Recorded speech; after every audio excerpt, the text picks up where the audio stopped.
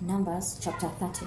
Moses spoke to the heads of the tribes of the children of Israel, saying, This is the thing which Yahweh has commanded. When a man vows a vow to Yahweh, or swears an oath to bind his soul with a bond, he shall not break his word. He shall do according to all that proceeds out of his mouth. Also, when a woman vows a vow to Yahweh and binds herself by a pledge, being in her father's house in her youth, and her father hears her vow and her pledge with which she has bound her soul, and her father says nothing to her, then all her vows shall stand, and every pledge with which she has bound her soul shall stand. But if her father forbids her in the day that he hears none of her vows or of her pledges with which she has bound her soul shall stand, Yahweh will forgive her because her father has forbidden her. If she has a husband while her vows are on her, or the rash utterance of her lips with which she has bound her soul, and her husband hears it and says nothing to her in the day that he hears it, then her vows shall stand, and her pledges with which she has bound her soul shall stand. But if her husband forbids her in the day that he hears it, and he makes void her vow which is on her, and the rash utterance of her lips with which she has bound her soul, Yahweh will forgive her. But the vow of a widow or of her who is divorced, everything with which she has bound her soul shall stand against her.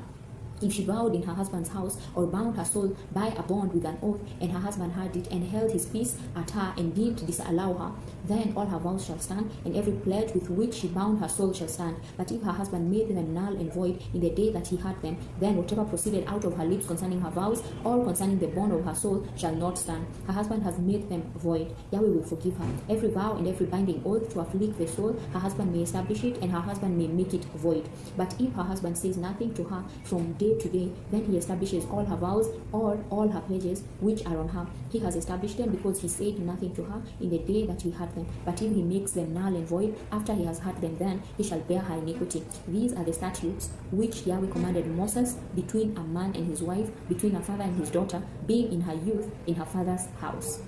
Amen.